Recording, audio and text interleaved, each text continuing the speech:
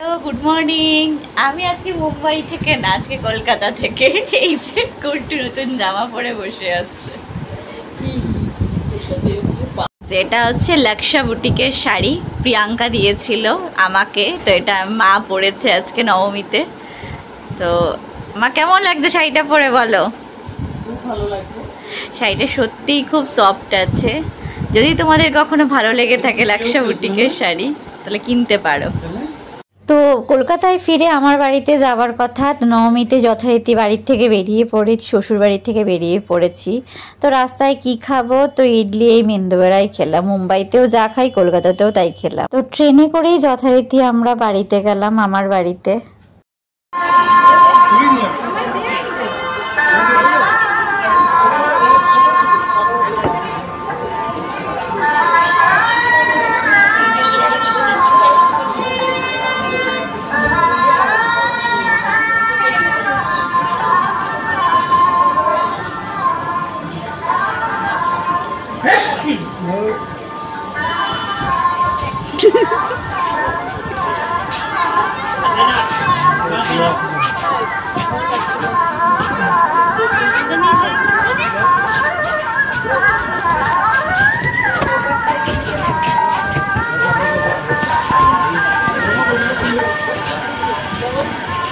কালশিটে পড়ে আছে, গরমের মধ্যে যা অবস্থা সাংঘাতিক।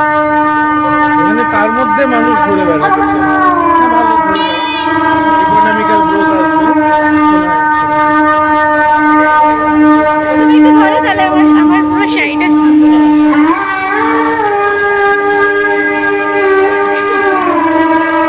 শাড়ি পরে বেরিয়েছি।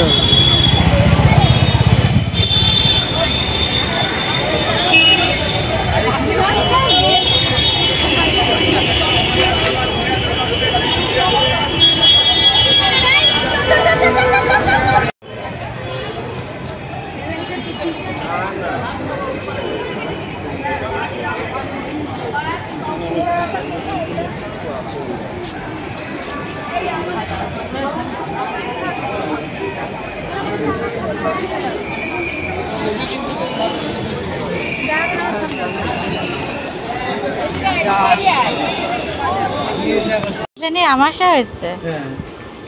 এখন সাউথ সিটি যাচ্ছি একটা খেতে, রাত্রের খাবার খেতে।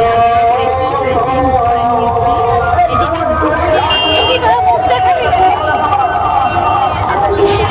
সামনে সায়ন আছে। এই দেখো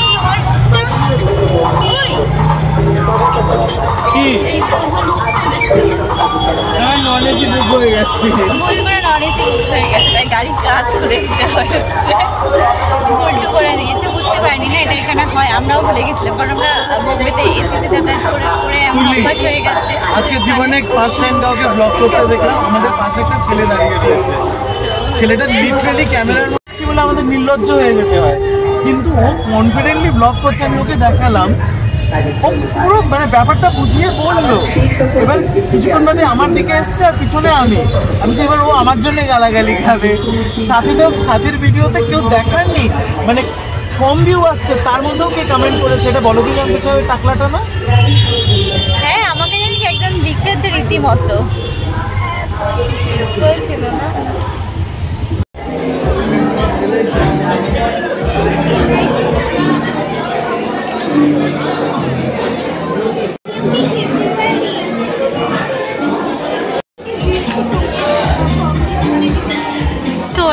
নিয়েছি ড্রামস অফ হেভেন, আর ওটা কি ছিল যেন একটা,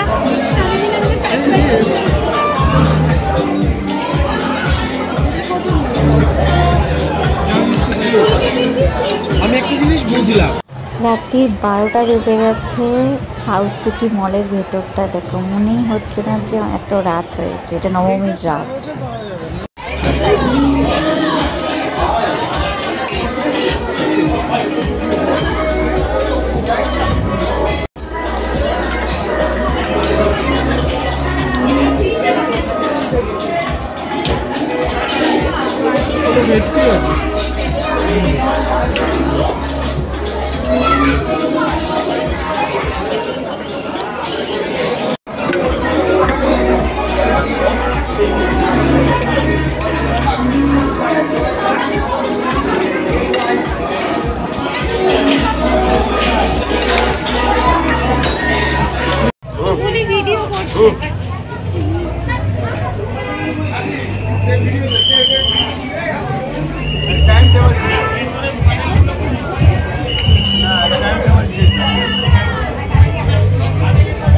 আমার পদে পদে থাকতে